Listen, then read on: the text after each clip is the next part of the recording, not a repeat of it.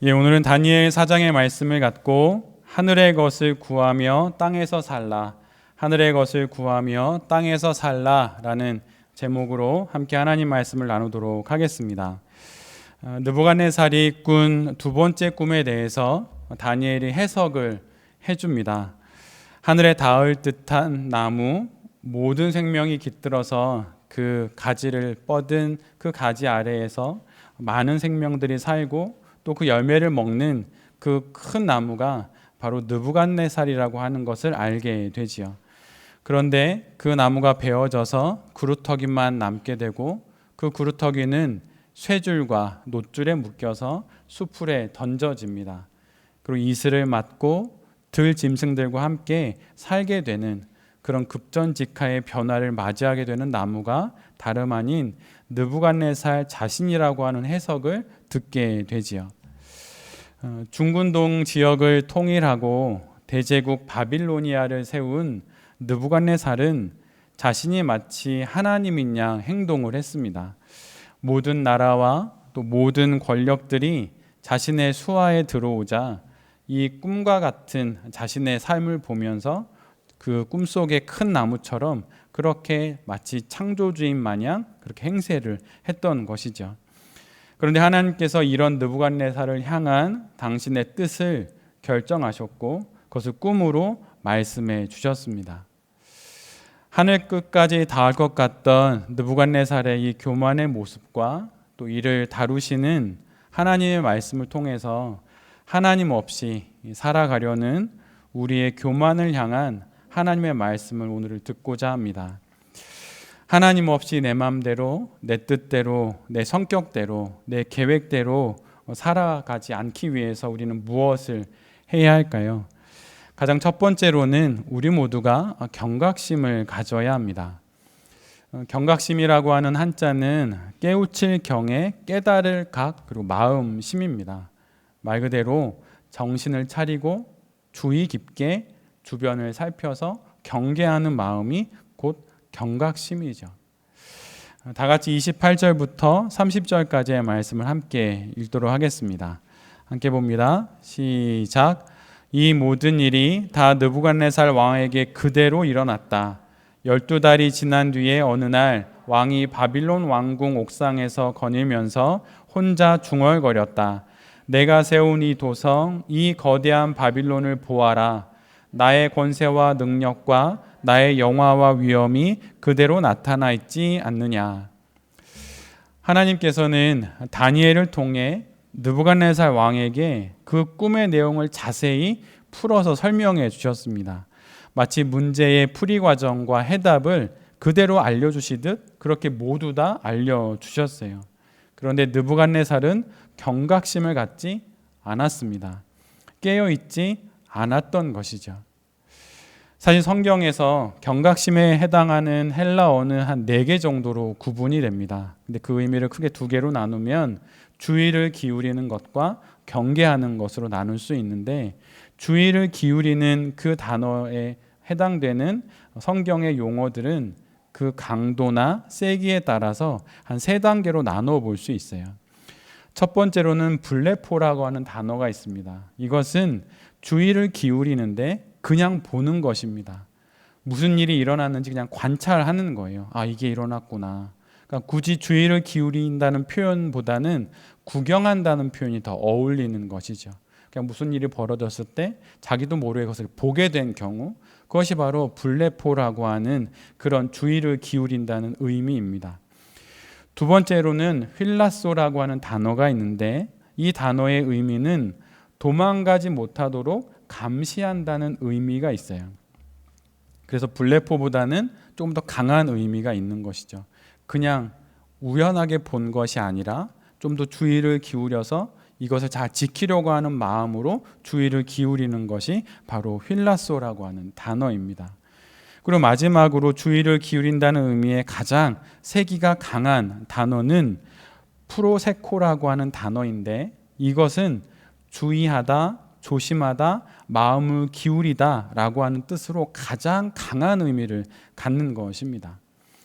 그리고 경계하다라고 하는 경각심의 또 다른 측면의 의미를 뜻하는 이 헬라어는 그레고류오라고 하는 단어인데, 이것은 앞에 세 단어보다 그 의미가 훨씬 강합니다. 그래서 파괴적인 재앙이 불시에 내게 들이닥치지 않도록 주의를 기울이는 것, 그것이 바로 제가 마지막으로 말씀드린 그레고류로라고 하는 말이에요. 그런데 오늘 본문에 보면 느부갓네살은 하나님이 꿈으로 설명해 주셨지만 또 그것을 풀어서 설명해 주셨음에도 불구하고 앞에서 말씀드린 그 어떤 주의를 기울이는 것도 경계하는 것도 갖지 않았습니다. 최소한 불내포했는지는 모르겠지만 그는 그 뒤에 그런 일이 일어났구나, 위험하겠구나라고 이렇게 짧게 생각만 하고 마치 먼 산을 쳐다보듯 강 건너 불구경하듯 하나님의 말씀을 그냥 귀로 들었던 것이에요. 그러나 그는 오늘 제가 말씀드린 마지막 그 용어처럼 자신의 모든 것을 기울여서 파괴적인 재앙이 언제 들이닥칠지 모르니 주의를 기울여야만 했습니다. 나무꾼에 의해서 나무의 밑둥이 잘려나가듯 그렇게 자신의 온 인생과 자신이 세운 바빌로니아가 잘려나가지 않도록, 심판의 말씀이 들이닥치지 않도록 깨어 주의를 기울이고 정신을 바짝 차리고 경계해야 했었던 것이에요. 그런데 느부갓네살은 잠깐 반짝하고 정신을 차릴 뿐 주의를 기울여서 자신의 삶을 살피지 않았습니다. 자신의 삶을 돌아보고 성찰하면서 경계하지 않았어요. 자신의 그 희한한 꿈에 대해서 궁금증은 있었지만 꿈이 의미하는 바에 대해서 주의를 기울이지 않았습니다. 호기심이 많고 궁금증이 많은 것이 꼭 경계심으로 이어지는 것은 아니라고 하는 것이에요. 경각심을 가져야 할 시간에 그는 자신의 성격대로 경솔하게 행동했습니다. 엄중한 경고 앞에서 그는 부주의했어요. 느부갓네살은 다니엘을 통해서 이미 하나님의 뜻을 여러 번 직접 보고 들었습니다. 이방의 음식을 거부하고 채식을 하고 물만 마시는 것으로 더 건강하고 밝은 모습의 다니엘과 세 친구들을 보았죠. 거대한 신상이 사람이 다듬지 않은 돌이 던져져서 한순간에 무너지는 꿈도 꾸었고 그 내용도 맞추고 그 의미도 말해준 다니엘을 통해서 하나님을 보았습니다. 심지어 자신이 직접 던진 용광로에 빠진 세 친구들이 하나님의 아들과 함께 단 하나의 상함도 없이 걸어 나오는 것도 보았습니다. 그는 하나님의 뜻이 성취되는 모든 것을 보았어요. 그러나 그에게 이 모든 것은 한순간의 흥미로운 사건일 뿐 그 이상은 되지 못했습니다. 오늘 본문의 꿈은 그가 꾼 두 번째 꿈이고 다니엘을 통해 경험한 하나님과의 다섯 번째 만남입니다. 얼마나 더 많이 만나고 얼마나 더 무서운 꿈을 꿔야 느부갓네살이 경각심을 가질까요? 근데 그는 깨어있지 않았습니다. 경각심을 갖지 않았어요. 성도도 마찬가지입니다. 그리스도인으로 이 땅의 삶을 살아가는 모든 성도들도 깨어있어야 하는 것이에요. 신약 시대에는 우리가 여러 번 설교에서 들었던 것처럼 감옥을 지키는 간수는 자신의 생명을 마치 저당물처럼 볼모처럼 잡히듯 죄수를 지켜야 합니다. 만약 죄수가 탈출하면 간수는 도망친 죄수의 목숨을 자신의 생명으로 대신 갚아야 했던 것이에요. 그래서 빌립보 감옥에서 간수가 바울과 실라가 도망친 줄 알고 스스로 칼을 빼서 자결하려고 했던 것이 사도행전 16장에 기록된 것이죠. 성도의 깨어있음이 바로 자신의 목숨이 바로 이 칼 앞에 서 있는 것처럼 느끼고 깨어있어야 하는 것입니다. 세상의 많은 이야기들 속에서 우리는 살아가지만 깨어있어야 합니다. 내 안에 반복되는 경솔함, 분별하지 않는 무분별함, 고심하지 않고 성격대로 몸에 밴 대로 하는 것을 멀리 해야 합니다. 로마서 16장 17절로 18절에 이런 말씀이 있어요. 형제자매 여러분, 내가 여러분에게 권합니다. 여러분이 배운 교훈을 거슬러서 분열을 일으키며 올무를 놓는 사람들을 경계하고 멀리 하십시오. 그리스도인은 이 땅에서의 삶의 모습이 밖으로 드러날 때 그는 늘 조심하고 경각심을 갖고 깨어있는 것으로 하나님이 우리에게 주신 배움과 교훈을 잘 간직하는 모습으로 드러나게 되어 있습니다. 찰스 스펄전 목사님이 이런 말씀을 했어요. 도둑은 단 몇 분 만에 훔치지만 보초는 밤새도록 감시해야 한다. 이처럼 죄는 수년에 걸쳐 쌓은 우리의 인생을 방심한 한순간에 모조리 무너뜨린다. 우리가 수년, 수십 년 그렇게 쌓아온 우리의 인생이 단 한순간의 방심으로 인하여서 완전히 무너진다고 하는 것이에요. 베드로전서 5장 8절에도 우리가 많이 들어왔던 이런 말씀이 있습니다. 정신을 차리고 깨어 있으십시오. 여러분의 악마가 우는 사자같이 삼킬 자를 찾아 두루 다닙니다. 우는 사자같이 삼킬 자를 찾아서 두루 다닌다고 하는 것입니다. 사자 앞에서 정신을 바짝 차리듯이 경각심을 가져야 합니다. 경각심을 갖는 것이 바로 이것이 경건한 마음이에요. 이 경각심이 없으니 거룩은 멀어졌고 경건은 멀어지니 곧 그가 교만하게 되는 것입니다. 교만한 자의 그 모습이 어느 날 한순간에 그곳에 있는 것이 아니에요. 내가 깨어서 멀리해야 할 것들을 멀리하지 않고 내가 가까이 해야 될 것을 가까이 하지 않으므로 경각심을 잊어버리면서 점점점 하나님보다는 세상 쪽으로 그가 점점 쏠리면서 결국은 경솔한 선택과 경솔한 그런 삶의 결과들을 통하여서 경건은 멀어지고 결국은 경각심을 잃고 그는 결국 우는 사자에게 잡히는 그런 먹이가 되는 것입니다. 교만을 멀리하고 싶다면 어떤 수련이나 이런 걸 하는 것이 아니라 깨어서 하나님의 말씀, 하나님의 그 우리에게 들려주신 생명의 말씀에 잘 깨어 있어야 하는 것입니다. 하나님 없이 내 마음 내 뜻대로 내 성격대로 살아가지 않기 위해서 두 번째로는 우리에게 주신 인생과 시간을 말씀에 맞춰서 계획하고 사용해야 합니다. 31절로 32절까지의 말씀을 함께 읽겠습니다. 31절로 32절까지의 말씀입니다. 함께 봅니다. 시작. 이 말이 왕의 입에서 채 떨어지기도 전에 하늘로부터 내려오는 말소리가 들렸다. 느부갓네살 왕아, 너에게 선언한다. 왕권이 너에게서 떠났다. 너는 사람 사는 세상에서 쫓겨나서 들짐승과 함께 살면서 소처럼 풀을 뜯어 먹을 것이다.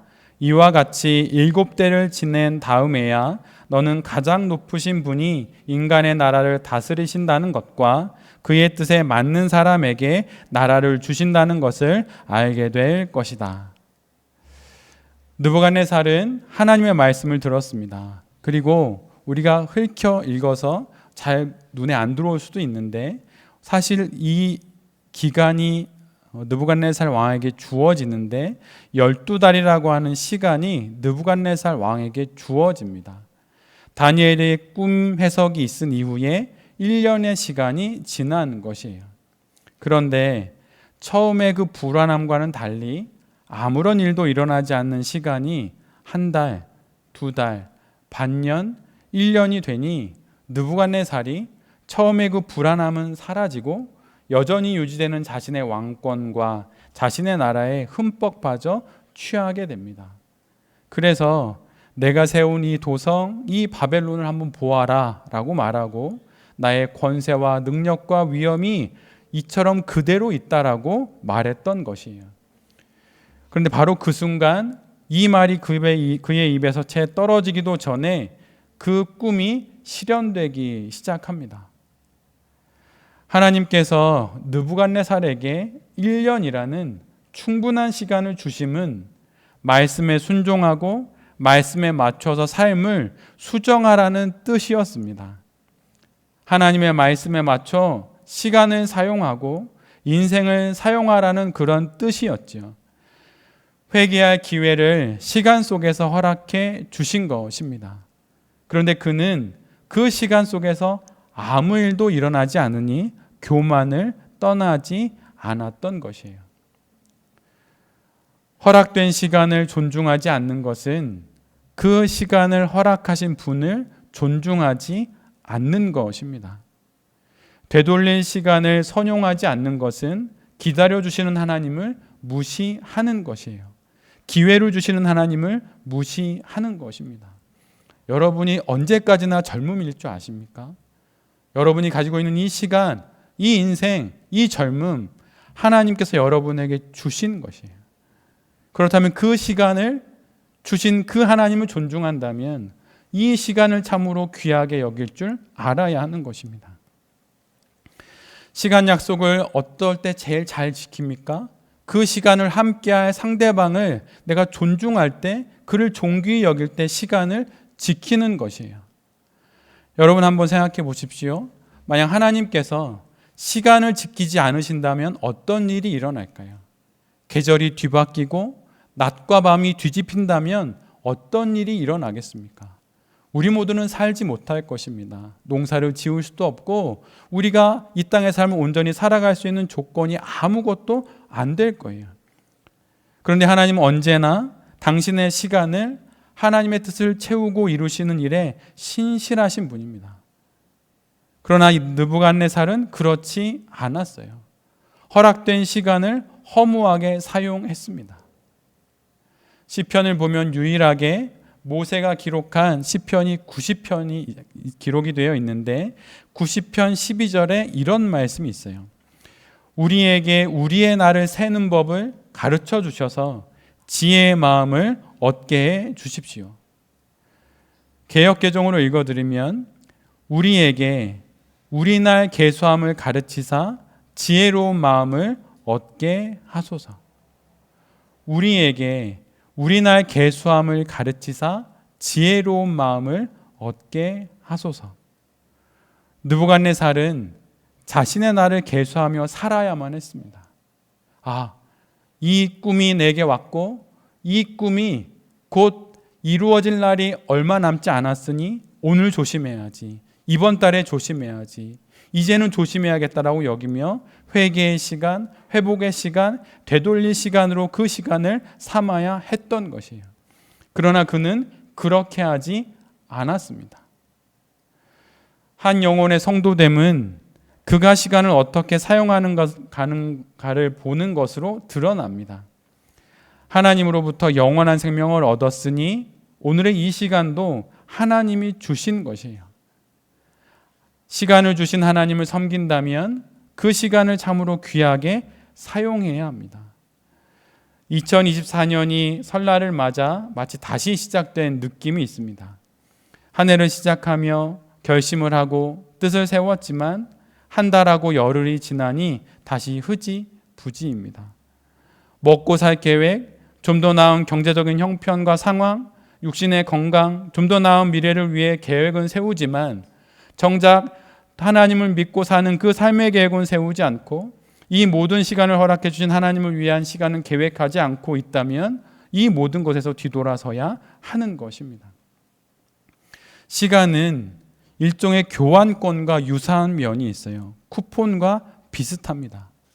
식권을 주면 우리가 밥을 받고 티켓을 주면 비행기를 탈 수 있듯이 우리는 매일 시간이라는 교환권을 내고 무엇인가를 바꾸어 사용합니다. 시간을 주고 직장에서 일함으로 돈을 벌고 시간을 내어 여행을 즐기는 것이죠. 그런데 성도는 그 시간을 하나님으로 바꾸는 사람들이에요. 시간이 충분하지 않습니까? 여러분 무엇인가 잘못하고 있으신 거예요. 시간은 충분합니다. 느부갓네살에게도 시간이 충분했듯이 우리에게도 시간은 충분합니다. 그가 그 시간을 하나님으로 교환하지 않았듯이 우리도 하나님하고 교환하지 않는 것뿐이에요. 그는 여전히 하나님을 무시했고 하나님을 모욕했습니다. 그래서 결국 그에게 돌아온 것은 헛된 삶을 지속하는 것뿐이었어요. 그의 마지막은 그 꿈이 그대로 이루어지는 것을 보는 것이었습니다. 내게 허락된 시간과 인생을 하나님의 말씀에 맞춰서 계획하고 선용하십시오. 그냥 무작정 하나님의 뜻을 위해서 살겠습니다라고 말하는 건 하지 않겠다는 말과 똑같은 것이에요. 무엇을 계획한다는 건 내가 할 일이 있고 그것을 행할 장소가 있고 그것을 행할 시간이 정해졌다는 것입니다. 내게 허락된 시간과 인생, 하나님이 주신 그 인생을 하나님을 위해서 쓰겠다고 말한다면 언제, 무엇을, 어디에서 쓸 것인지를 반드시 계획해야 하는 것이에요. 에베소서 5장 16절에 세월을 아끼십시오. 때가 악합니다 라고 하는 말씀이 있어요. 근데 이 말씀 바로 뒤에 17절은 이렇게 기록합니다. 그러므로 어리석은 자가 되지 말고 주님의 뜻이 무엇인지 깨달으십시오. 세월을 아낀다는 것에는 두 가지의 의미가 있다는 것입니다. 첫 번째는 악한 시대를 분별하는 거예요. 그것으로부터 우리를 지켜내는 것입니다. 왜냐하면 모든 악은 거룩한 시간을 무너뜨리는 것으로 시작되기 때문이에요. 집에 있어야 할 아빠가 그 시간에 딴 곳에 있으면 무너지기 시작한 것입니다. 공부해야 할 학생이 그 시간에 딴 곳에 있으면 무너지기 시작한 것이에요. 모든 악한 것은 거룩한 시간을 무너뜨리는 것으로 우리에게 들어옵니다. 그래서 시간을 지키는 것이 악을 멀리하는 첫 번째 길이에요. 이것이 세월을 아끼는 유익입니다. 두 번째 의미는 그렇게 아낀 세월로 우리가 해야 할 일이 있다는 것입니다. 그것은 하나님의 뜻이 무엇인지를 깨닫는 거예요. 우리에게 시간이 주어진 것은 그 시간 속에서 하나님의 뜻이 무엇인지를 깨닫고 그 뜻을 따라 삶을 살아가기 위함입니다. 하루를 살기 위해 계획은 짜지만 그 안에 하나님과 함께하는 시간이 없다면 세월을 아끼는 것이 아닙니다. 거룩한 시간은 무너졌고 느부갓네살과 같은 그 결론에 이르는 건 코앞에 있는 일이 되는 것이에요. 저와 함께 사업의 이야기를 나누시는 분들과 이야기 나누면 사업에 대해서는 수많은 계획이 있습니다. 근데 그분들에게 꼭 여쭤봐요. 거룩을 위한 시간의 계획은 있는지. 제가 항상 그분들과 기도 제목을 나눌 때도 제일 먼저 기도 제목을 묻습니다. 사업 말고 한 성도로서 이 땅의 삶을 거룩하게 살아가기 위한 그 기도 제목이 뭐냐고 먼저 물어요. 그 다음에 그분의 사업적인 필요를 듣기 시작합니다. 왜냐하면 그것이 세월을 아끼는 것이기 때문이에요. 세월을 아끼십시오. 시간을 주신 그 하나님을 기억하면서 여러분 세월을 아끼십시오. 그럴 때 교만으로부터 멀어지기 시작할 것입니다. 세 번째로 하나님 없이 내 마음대로, 내 뜻대로, 내 계획대로, 내 성격대로 살아가지 않기 위해 세 번째로 마지막으로 하나님이 우리에게 주시는 말씀은 하나님의 말씀을 실천적으로 삶에 적용하라는 것이에요. 33절의 말씀을 함께 보도록 하겠습니다. 오늘 본문 33절입니다. 함께 봅니다. 시작. 바로 그 순간에 이 말이 느부갓네살 왕에게 이루어져서 그가 사람 사는 세상에서 쫓겨나서 소처럼 풀을 뜯어 먹었으며 몸은 하늘에서 내리는 이슬에 젖었고 머리카락은 독수리의 깃털처럼 자랐으며 손톱은 새의 발톱같이 자랐다. 마침내 느부갓네살이 꾸었던 꿈이 그대로 이루어집니다. 순식간에 모든 일이 이루어집니다. 그는 사람 사는 세상에서 왕궁에서 쫓겨나서 짐승처럼 풀을 뜯어 먹었고 화려했던 왕실로부터 들짐승이 사는 수풀에 던져져서 하늘에서 내리는 이슬을 맞습니다. 한순간에 일어난 일이에요. 머리카락은 독수리의 깃털이 되었고 손톱은 새의 발톱처럼 되어버렸습니다. 말 그대로 모든 일이 이루어졌어요. 그런데 오늘 본문을 보면 그는 왕궁의 가장 높은 곳 옥상을 거니면서 자신이 세운 대제국 바빌로니아를 내려다 보았습니다. 얼마나 만족스러웠을까요? 마치 자신이 창조주가 된 것 같았을 것입니다. 그러니 이 내가 세운 이 도성, 이 거대한 바빌로니아를 모두들 보아라. 나의 권세와 능력과 영화와 위엄이 그대로 나타나 있지 않느냐라고 말했던 것이죠. 느부갓네살은 한 가지 알아야 했던 것이 있습니다. 그것은 무엇이냐면 자기 위에 하나님이 계시고 그분이 우리를 내려다보고 계심을 그는 반드시 기억해야만 했었던 거예요. 그것을 꿈으로 보았고 또한 꿈의 해석을 통해서 들었음에도 불구하고 그는 태도를 바꾸지 않았습니다. 그는 여전히 왕궁의 옥상을 거닐며 그렇게 하루, 이틀, 한 달 그렇게 살다가 1년에 이르게 된 것이죠. 한 영혼의 태도가 이처럼 바뀌기가 어렵습니다. 여러분, 사람 바뀝니까? 안 바뀝니까? 바뀝니다. 바뀝니다. 정말 바뀌어요? 근데 여러분, 쉽게 안 바뀝니다. 정말 지난한 과정이 필요해요. 불길한 악몽을 2번이나 꿔도 계시를 보고 수풀에 던져져야 겨우겨우 깨닫는 게 바로 영혼이에요. 말씀을 귀로만 듣고 말씀에 적용이 없으니 태도가 바뀌지 않는 것입니다. 형식이 있어야 내용이 담기듯 태도가 바뀌어야 하나님의 뜻이 담기는 거예요.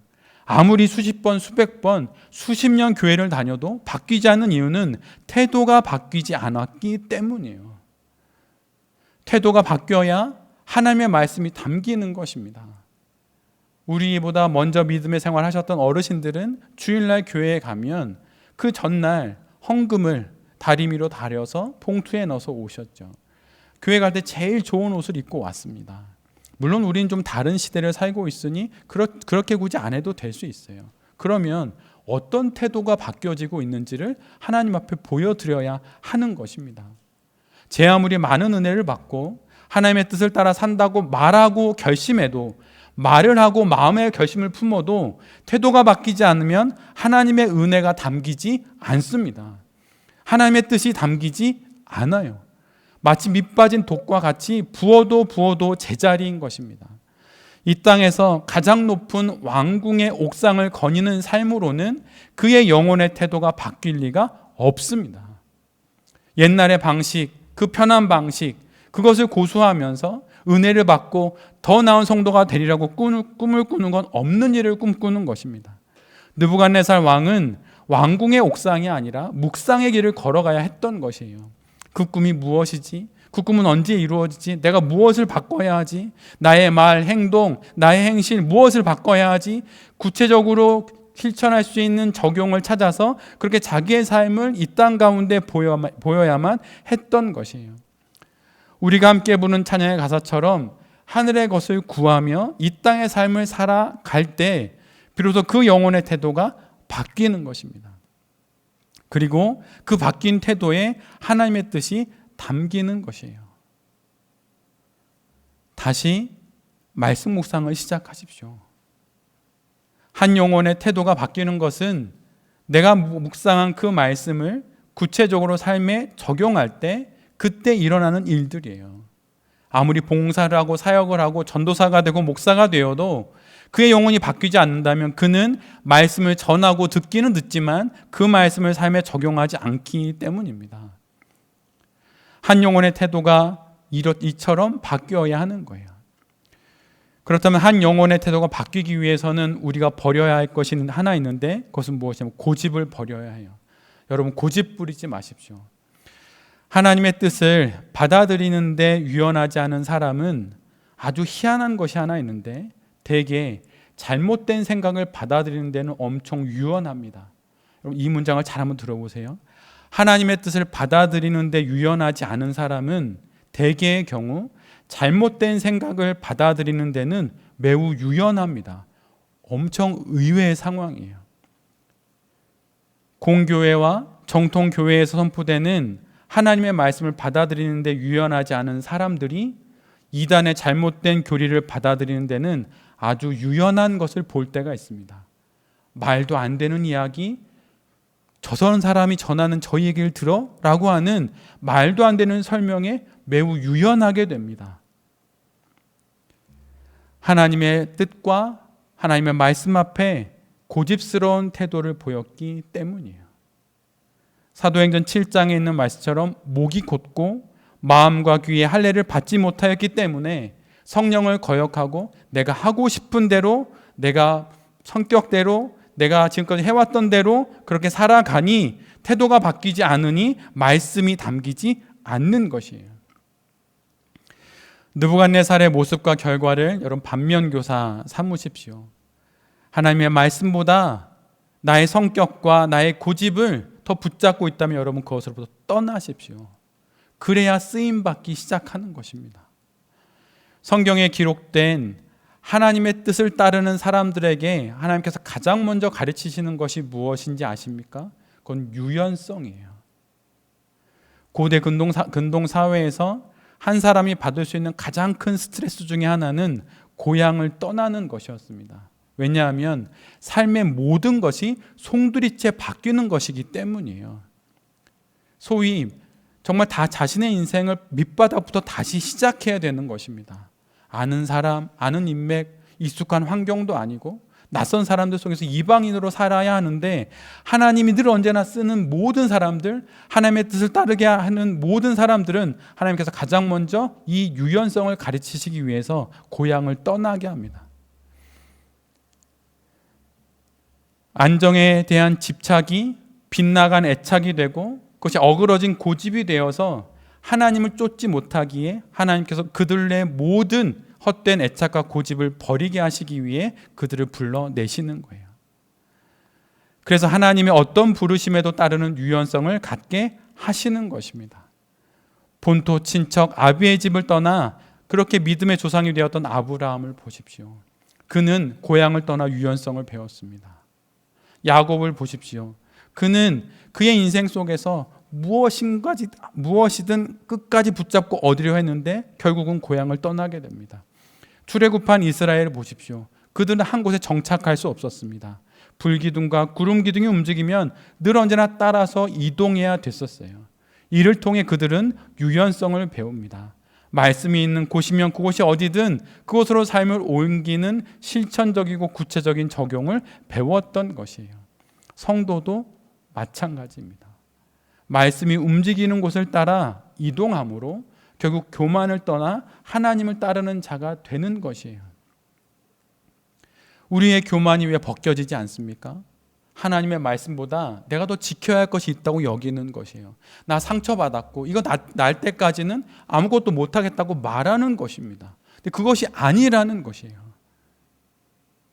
하나님이 부르시면 떠나는 것입니다.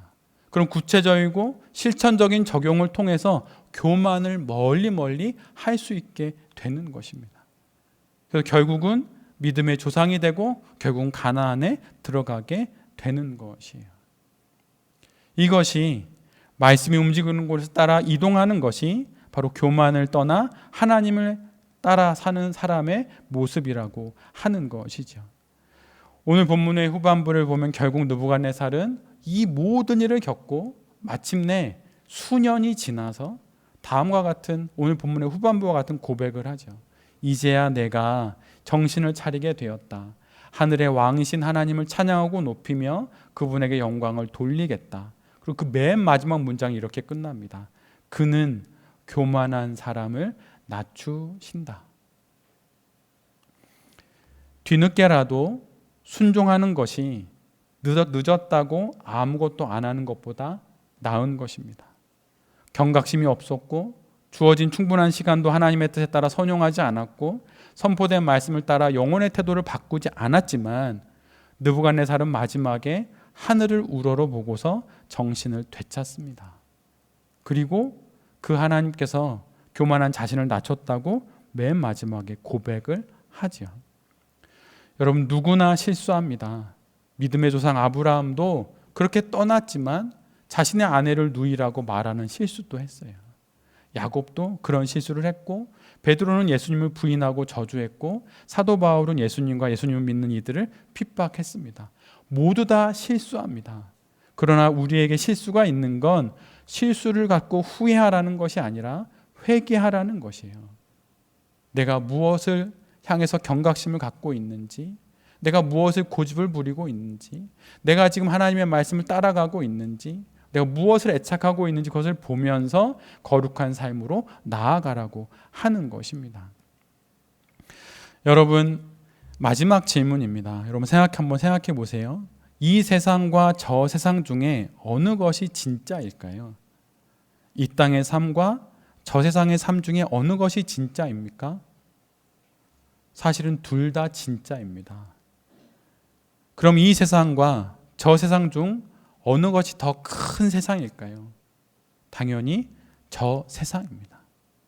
그렇다면 더 큰 세상의 질서에 이 작은 세상의 삶을 맞추어 살아가는 것이 당연하지 않겠습니까?